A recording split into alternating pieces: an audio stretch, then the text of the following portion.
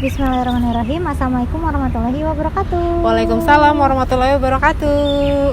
Wah, posisinya hari Cuk, ini enak gak sih ini? Jadi kita posisinya berdiri sekarang, nggak tahu kenapa, karena si HP-nya itu susah dikondisikan. dan kita mau cari suasana baru aja ya. Welcome back to our YouTube channel. Mungkin teman-teman udah nonton video kita yang sebelumnya, mungkin. Teman-teman Yang aku, belum boleh cek ya, dulu boleh ya. Cek dulu ya. Teman-teman aku khususnya dan teman-teman Cut, dah mungkin nggak ada lagi teman-teman. Siapa sih? Pasti semua orang yang nonton ini orang kenal kita. Dan yang belum aku kenal nanti bakal jadi teman aku. Woi. Nah, jadi kemarin kita bahas tentang tujuan hidup manusia nggak sih? Tujuan Iya. diciptakan. Manusia ke bumi. Ya gitu? Untuk Iya, ya? beribadah Untuk beribadah ya. kepada Allah. Kesimpulannya dari pembahasan kemarin, nggak akan ada, kalau yang aku tangkap dari apa yang aku sampaikan, jadi nggak akan ada istilah stres, depresi, galau berkepanjangan pada diri seseorang yang tahu tujuan dia diciptakan. Gitulah kurang lebih ya. Nah, hari ini kita juga masih bahas tentang penciptaan, karena aku habis baca buku ini, ayat-ayat Allah dalam tubuh manusia. Ini masih tentang proses penciptaan. Cocok lah sama materi buat di YouTube kataku teh. Nah, jadi hari ini aku juga pengen sharing isi dari buku ini. Salah satu bab lah ya, salah satu bab. Jadi Cut belum tahu juga kan isinya. Jadi aku sharing ke Cut sama ke teman-teman. Betapa jika kita menyadari proses penciptaan manusia atau proses penciptaan diri kita itu tuh, kita akan berakhir pada kesimpulan bahwa gak mungkin gak ada yang menciptakan. Satu sosok yang amat sangat detail, satu makhluk yang amat sangat detail. Ada mata, ada hidung, ada mulut, ada tangan, ada kaki, ada rambut, ada badan, dengan segala fungsinya. Gak ada dalam tubuh kita tuh nggak ada yang nggak punya fungsi. Semua punya fungsi dan detail dan terstruktur, tersusun, tidak salah dan tepat gitu semuanya teh. Kayak banyak orang yang bilang manusia itu dari monyet. Dunia ini terbentuk dengan sendirinya gitu. Teori Big Bang. Terus apa lagi ya? Hujan itu proses yang natural. Terus apa lagi Cut yang natural? Iya, ada danau yang natural sama buatan manusia. Ya, atau ya semua teh terjadi dengan sendirinya lah ya. Banyak lah ya teori-teori yang menyebutkan kayak gitu. Nah, kalau aku aja nyebutin ya ke Cut. Contoh, Cut, tas ini menurut Cut ada yang buat gak? Ada. Seharusnya. Kapan? Nggak tahu. Di mana? Nggak tahu. Siapa? Nggak tahu. Kenapa? Pencipta tas. Pencipta tas, pembuat tas. Enggak, Cut. Aku kasih tahu ya, bisi kamu nggak tahu bahwa tas ini tuh terbentuk dengan sendirinya. Jadi tas ini tuh terbuat dari namanya kain teh. Kain apa sih? Kain keras gitu yang selembar gitu. Terus dia itu menabrak atau bergesekan dengan berbagai benda. Terus dia bertemu tidak sengaja dengan benang. Terus dia tiba-tiba jadi terpotong sebagian ini. Terus ini juga nggak tahu dari mana tiba-tiba zep, dan ada benang yang nggak sengaja kesini nempel. Inisiatif ya dia. Inisiatif. Terus ada sebuah tali yang dengan natural juga nempel di sini. Terus kita kayak inisiatif aja megangnya gini gitu ya. Aduh. Nah, terus ini juga sleting. Ini tuh dengan natural nempel di sini, Cut. Posisinya gini gitu ya. Gitu. Ini juga ada gininya. Nah, ini ada penutupnya juga, ini nggak sengaja karena si resletingnya nempel di sini. Jadi tiba-tiba aja si kain itu teh terbentuk dengan sendirinya menutup si resleting ini. Ini juga tempat minum. Ini tuh nggak sengaja, ini natural banget. Jadi nempel Jadi ketika ini udah jadi, tiba-tiba aja ada kain nempel di sini. Terus tiba-tiba benangnya tuh dengan tersusun rapi ini ke sini nempel. Sehingga akhirnya bisa terbuatlah si tempat minum. Ini juga tali belakang, ada tali. Jadi sebelumnya teh gak tahu di mana tali ini teh. Tiba-tiba pas si benda ini udah terwujud kayak gini, si tali ini tuh nempel. Nempelnya juga di sini. Pas banget bisa dipakai gendong. Di punggung. Tapi ini natural, ini emang Nggak sengaja aja ya. bergesekan, banyak gaya gesek antara tali dan kain keras Iya gitu. ya, banyak geseknya. Ya, nah banyak geseknya. Jadi benda gitu Gila, maksudnya. gila nggak sih ya kalau ada orang ngejelasin kayak gitu? Iya, detail juga ya orang itu, dan nggak ada penjelasan apa-apa ya, nggak sengaja. Nggak gitu. sengaja gitu, kayak aneh gak sih? Cut, Capek ya Cut tadi. gak tahu ngurusinnya aja kan capek ya. Cut yakin tas ini ada yang membuat, tapi nggak pernah lihat kok bisa. Kok nggak percaya kalau tas ini teh terbuat dengan sendirinya? Karena nggak masuk ke logika aku teh.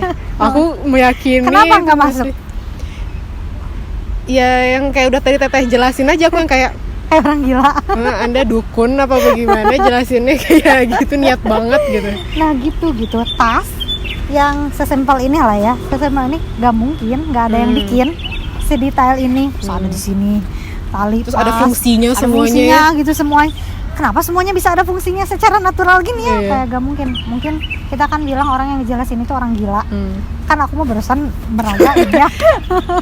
Oh bisa lihat tadi ekspresi aku kayak Iya Iya, iyalah, biar cepat.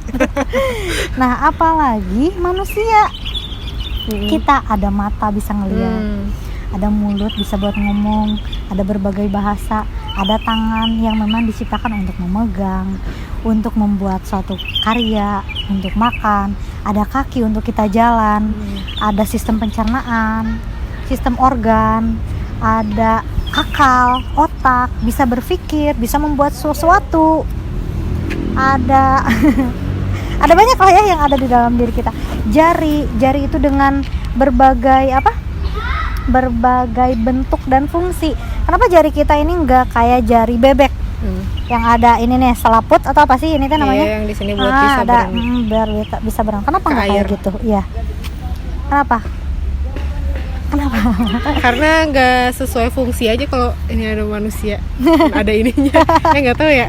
Karena kita nggak hidup di air. Ntar nggak bisa apa ya? Main makan. gitar. Iya, Nggak bisa main gitar. Nggak bisa makan Main dicomot piano. kayak gini. Iya benar. Nggak bisa nulis. Nah, kok kayak sesuai ya semuanya teh. Atau mungkin teman-teman yang mengatakan bahwa bumi ini terlahir secara natural, pernah nggak berpikir bahwa aku sok-sokan sering berpikir gitu ya. Aku pernah mikir aja sih. Pernah nggak mikir kenapa dari sekian banyak planet yang ada di Bima Sakti ini, kenapa cuma bumi yang kayak well prepare diciptakan untuk hidup sekian makhluk, untuk hidup para makhluk lah gitu. Ada bumi yang di situ teh ada air, ada laut, ada tumbuhan, ada udara, ada apa lagi? Ada apa pelindungnya itu apa, atmosfer? Ada atmosfer, ada manusianya. Manusianya bisa makan, bisa Hewan. bisa memanfaatkan hewan, tumbuhan, dan berbagai hal yang ada di dunia ini gitu. Ada udara yang mencukupi kebutuhan hidup manusia. Emang harus ada udara ya. Ada matahari, kayak terlalu terstruktur gitu. Kenapa cuma di bumi? Kenapa di planet lain nggak ada air, tumbuhan, udara? Dan kenapa di tempat yang memang mumpuni untuk manusia, ada manusia? Kenapa nggak? Ya udahlah, bumi dengan segala kemewahannya, ya udah di situ. Manusia ya di tempat lain gitu. Kenapa nggak gitu? Kenapa terlalu disiapkan ya? Terlalu kayak ada yang bikin. Kenapa terlalu perfect gitu? Ada manusia, ada bumi, ada fasilitas yang menunjang untuk manusia hidup di bumi. Ya nggak sih? Kok bisa kayak gitu ya? Kok ada hewan yang bisa dimanfaatkan oleh manusia ya? kok ada tumbuhan ya, kok ada udara, kok semua bisa dimanfaatkan oleh manusia, kok semua kebutuhan manusia ada di sini. Atau ya udah manusianya ada deh di bumi, ya udah si hewan mah di planet mana, atau laut di planet mana, udara di planet mana gitu. Kayak ini mah kan manusia butuh udara, udaranya ada.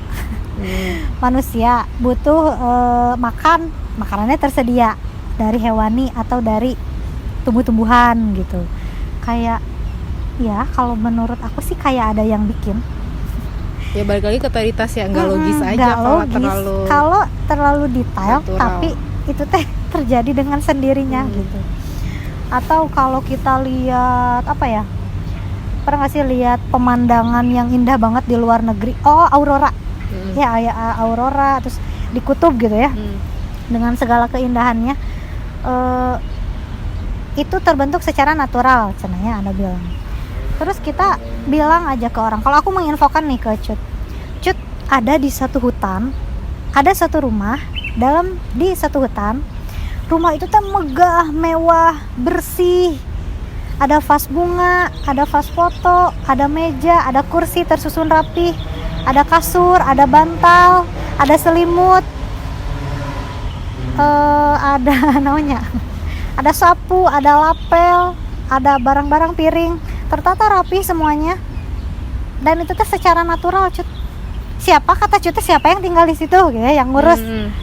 Terus aku jawab, enggak ada yang ngurus, emang natural, tertata secara tiba-tiba aja di situ. Piring di tempatnya, gelas di tempatnya, vas foto di tempatnya, meja kursi di tempatnya, taplak meja di tempatnya, kasur di tempatnya. Kok semua di tempatnya ya? Tapi nggak ada orangnya gitu, mungkin nggak? Nggak mungkin ya. Yang kayak gitu aja nggak mungkin terjadi di dunia ini gitu. Apalagi diri kita dengan segala kerumitan yang ada di dalam tubuh kita aja dulu ya, kita belum bicara hewan, tumbuhan dan lain-lain. Mungkin nggak kalau sistem pencernaan itu terbentuk dengan sendirinya, berjalan kita. Sistem pencernaan kita. Atau sistem pencernaan hewan, atau proses fotosintesisnya tumbuhan itu natural ya gitu, tidak ada yang mengatur, sampai akhirnya nyonya matahari terus menyinari bumi, menyinari manusia, menyinari tumbuhan, terjadi proses fotosintesis, terus manusia membutuhkan vitamin D dari matahari sehingga tulang manusia itu jadi bagus gitu. Mungkin nggak proses itu teh ada tanpa ada yang men-setting. Menurut aku terlalu dibikin untuk jadi sebuah hal yang disebut natural gitu. Kayak ini gak mungkin, ini natural terbentuk kayak gini tuh gak mungkin, masih ada yang bikin. Apalagi diri kita. Nah, sesuai dengan yang ada di buku yang tadi kayak kemarin aku baca, ngejelasin tentang proses penciptaan manusia dari mulai sperma yang dipancarkan ke saluran rahim sampai jadi manusia, jadi bayi gitu ya. Aku tahu proses itu dari lama gitu, tapi tidak memaknai ya udah gitu itu terjadi manusia, emang pasti jadi manusia. Tapi kalau dipikir-pikir emang rumit ya sistem itu teh gitu. Kayak sperma itu kan adanya di dalam air mani ya. Sperma itu kita mungkin sering dengar kalau dalam dalam volume tertentu air mani terdapat jutaan atau ratusan jutanya, 200 juta sperma yang bisa dipancarkan ke dalam saluran rahim perempuan untuk akhirnya nanti ada cikal bakal menjadi anak gitu ya. Nah, ada ratusan juta. Nah, terus si ratusan juta itu di dalam si volume air mani itu kita mengatakan ratusan juta. Itu sebetulnya kalau dalam satuan volume air mani, volume tertentu air mani, itu tuh isinya bukan sperma aja. Itu mah sebagiannya aja. Sebagiannya lagi apa? Ada yang disebut namanya semen kalau bahasa ilmiah ya. Aku di sini bicara sebagai mantan anak farmasi. Jadi orang baru ngeh ya, oh itu ngomong-ngomong ya pernah dengar dulu di kampus. Ya ada yang namanya semen, atau itu teh nutrisi lah bagi si sperma. Jadi di dalam semen itu ada asam amino, ada karbohidrat, ada protein, pokoknya zat gizi ya untuk menunjang kehidupan si sperma. Itu ada namanya semen. Nah, yang itu menyebabkan si sperma itu bisa hidup di tubuh laki-laki selama berminggu-minggu. Nah, dan bisa hidup tapi bisa hidup di tubuh perempuan selama 1-2 hari. Jadi nggak bisa bertahan lama. Atau kalau di luar busuk, jadi bau, nggak bisa mati, jadi nggak bisa dipakai. Tapi kalau masuk saluran perempuan akan cepat mati juga.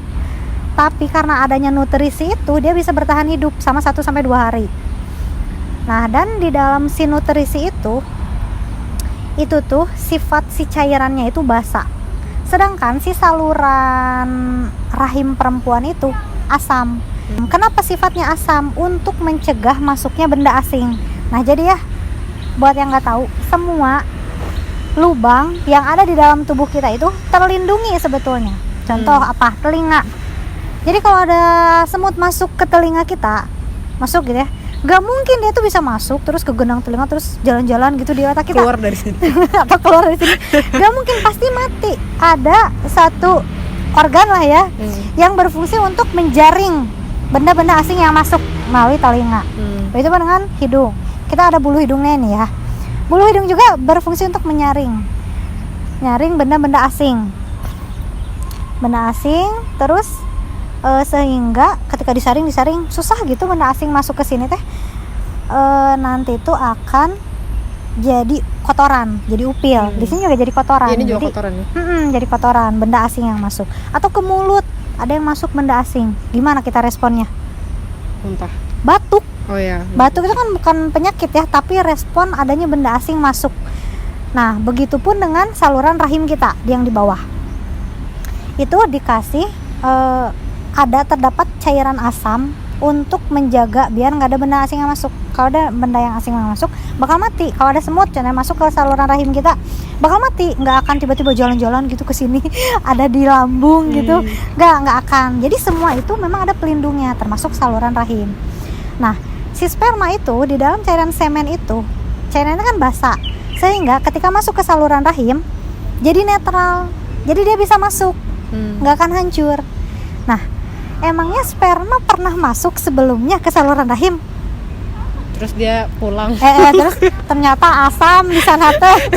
Guys, kita harus belajar dulu ya pengalaman saya. Ternyata asam. Oh ya udah, kita kirim lagi pasukan untuk menjadi cikal bakal manusia gitu kan, enggak gitu. Tapi si sperma itu memang diset sedemikian rupa untuk bisa masuk ke dalam saluran rahim yang nggak pernah ada sperma yang pernah masuk ke situ gitu, sehingga dia tuh bisa mempelajari dan menyiapkan si cairan basa itu sehingga bisa masuk. Kan enggak gitu. Nah, pas udah masuk juga masuknya teh menipas menuju saluran sel telur gitu. Semua teh nyari sel telur. Nah, sok untuk si sperma teh masuk ke sini. Terus nyasar ke lambung, ke usus gitu. Kemana gitu. Kenapa sok? Kenapa setepat itu? Kenapa memang si sperma itu menuju iya ya bener. Sok, kenapa bisa? Aku dulu ya aku mikirnya tuh magnet tau. Jadi dia tuh kayak otomatis kayak iya nggak sih? Ya karena saking keterbatasan akal.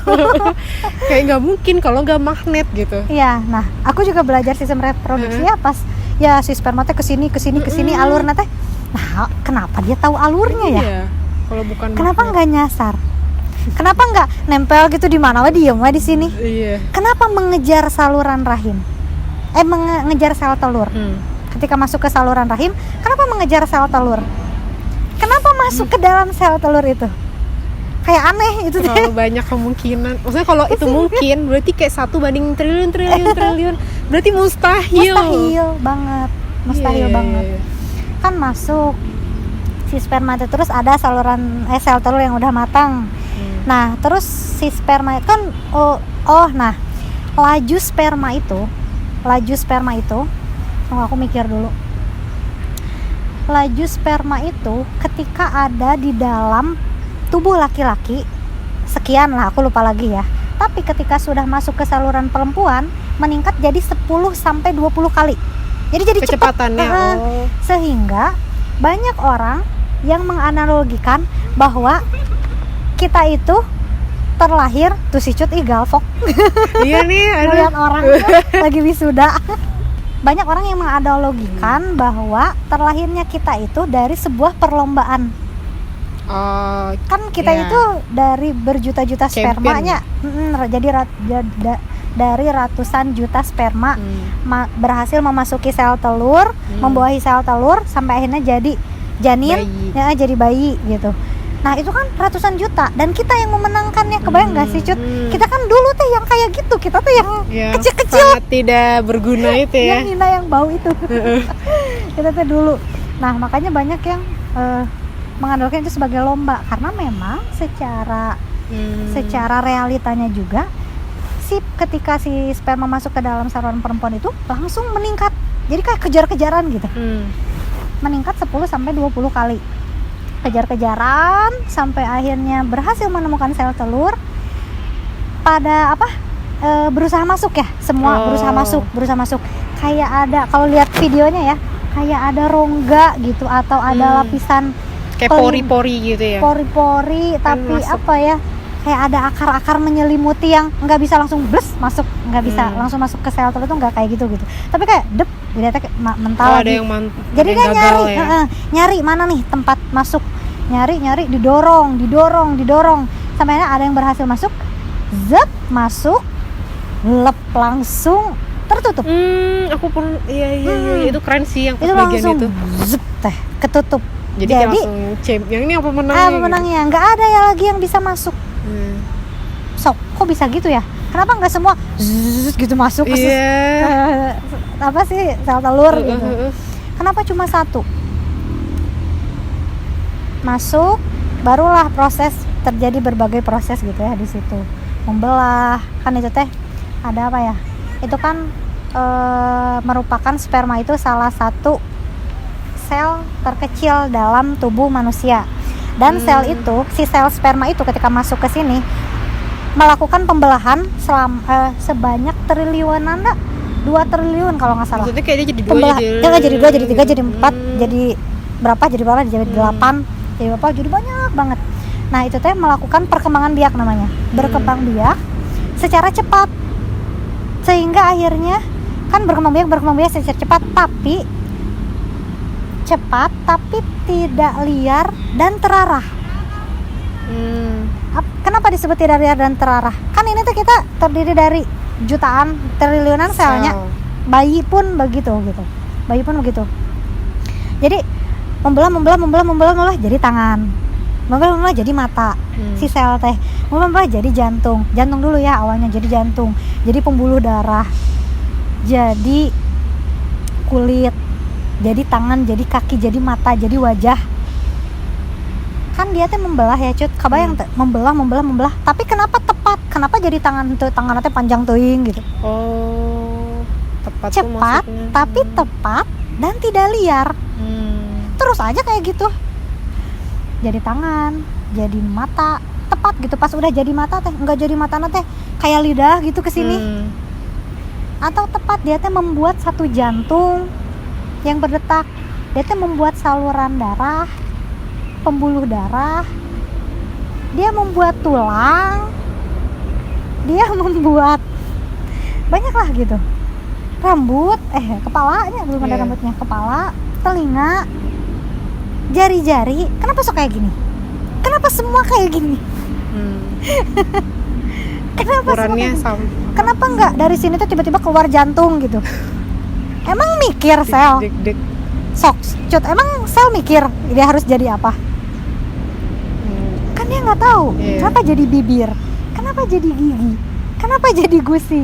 Kenapa jadi lidah? Kenapa nggak tiba-tiba si pembuluh darah teh keluar gitu dari sini?